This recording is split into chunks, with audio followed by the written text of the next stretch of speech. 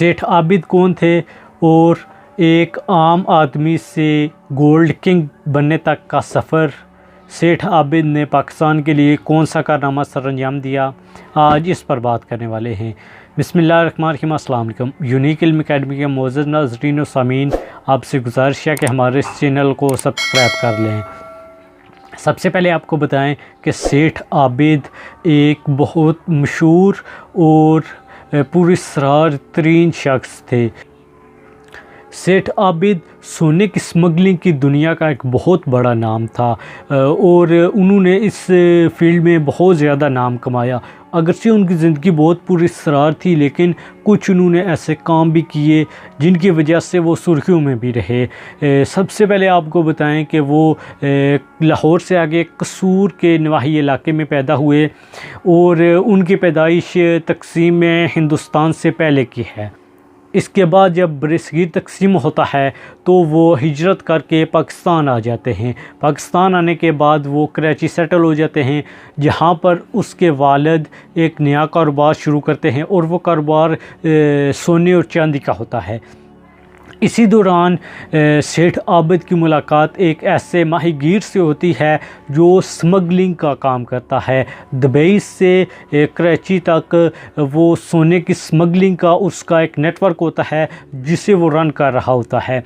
सेठ आबिद यहाँ आकर इसी दुनिया में कदम रखता है और स्मगलिंग की दुनिया का एक बादशाह बन जाता है। पाकिस्तान में उसे गोल्ड किंग के नाम से याद किया जाता है। आज उन्हीं के बारे में आपको बताने वाले हैं। यहाँ से उनका एक नया सफ़र शुरू होता है जो स्मगलिंग की दुनिया का सफ़र होता है। पहले वो एक ताजर के बेटे थे। उनके वालिद से जो तकसीम हिंदुस्तान से पहले वो तिजारत करते थे और चमड़े का कारोबार करते थे, लेकिन बाद में आकर उन्होंने स्मगलिंग की दुनिया में कदम रखा। उन्होंने शुरू में बहुत ज़्यादा कामयाबी हासिल की। उन्होंने अपने नेटवर्क को बहुत ज़्यादा ग्रो कर लिया था। उनका नेटवर्क काफ़ी ज़्यादा बढ़ चुका था क्योंकि उनको कुछ अपने करीबी लोगों की हमायत हासिल थी। इन लोगों में एक उनका भाई था जो अच्छी तरह से अरबी बोल सकता था और वो दुबई में मुकीम था। दुबई के जो शेख हैं उनके साथ उसके अच्छे ताल्लुकात थे और वहाँ पर स्मगलिंग की दुनिया का वो लीडर था। और जो सेठ आबिद का दुबई में स्मगलिंग का कारोबार था उसको वहाँ पर वो डील करता था। इसके अलावा भारत में भी उसके स्मगलिंग का जो नेटवर्क मौजूद था। वहाँ पर उसका दामाद जो अक्सर आया जाया करता था, कहा जाता है कि उसके दामाद को वहाँ पर पकड़ लिया गया और उससे 44 सोने की ईंटें भी बरामद हुई थीं, जिसकी वजह से सेठ आबिद का नाम इंडिया में पुकारा जाने लगा और इंडियन मीडिया ये कहने लगा कि सेठ आबिद के इंडिया में रवाबत बन चुके हैं, उसने अपनी जड़ें इंडिया में गाड़ ली हैं। इसके बाद बरतानिया के मतलब आपको बताएं तो वहाँ पर भी उसका एक मजबूत नेटवर्क था। वहाँ पर आता जाता रहता और उसने ऐसे ही एक मजबूत नेटवर्क बना लिया था। इसके बाद जो दुबई के शेख हैं उनसे उसके अच्छे ताल्लुकात थे। हर साल हज करने के लिए भी जाते और वहाँ के जो शेख ऑपरेटर्स थे उनके साथ अच्छी तरह से उन्होंने बना कर रखी थी, जो उन्हें स्मगलिंग की इस दुनिया में बेताज बादशाह बनने के लिए जिन्होंने बहुत ज़्यादा सेठ आबिद की हमायत की और हेल्प की। इसके अलावा आगे चलें, आपको बताएं कि उनका ये कारोबार अच्छी तरह से चल रहा था। उन्होंने 1950 ईस्वी से लेकर 80 ईस्वी तक जो स्मगलिंग की दुनिया थी, स्मगलिंग की फ़ील्ड में जो इंडियन अजारादारी थी उसको ख़त्म कर दिया और स्मगलिंग की दुनिया के बेताज बादशाह बन के। इसके बाद आगे चलकर उनको काफ़ी ज़्यादा मुश्किलात का सामना करना पड़ा। वो मुश्किलात भट्टो के दौर में इनको फेस करना पड़ी क्योंकि भट्टो ने इनके ख़िलाफ़ कानूनी चाराजोई इस्तेमाल की थी, इनके ख़िलाफ़ कानूनी घेरा तंग कर दिया था। इनको काफ़ी ज़्यादा नुकसान उठाना पड़ा, जिसमें इनके घर पर एक पुलिस छापा मारा गया जिसमें 12 मिलियन से ज़्यादा पाकिस्तानी करेंसी थी।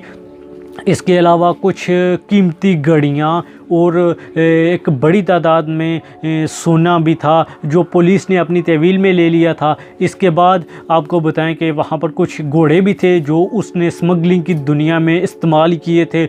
पुलिस ने उनको भी अपनी कस्टडी में कर लिया। इसके बाद आगे चलकर आपको बताएं कि उसने ज़िया दौर में ज़ियाउल हक से अपने ताल्लुकात अच्छे कर लिए थे और ज़ियाउल हक के सामने उसने ख़ुद को सरेंडर भी कर दिया और उस पर जो केस थे उनके लिए और उसके जो मुंजमद असासे थे जो भुट्टो दौर में उसको मुश्किलात पेश आई थी, उस हवाले से भी उसने ज़िया से अच्छे ताल्लुकात कायम करके उनकी वापसी के लिए भी कोशिशें तेज़ कर दी थी।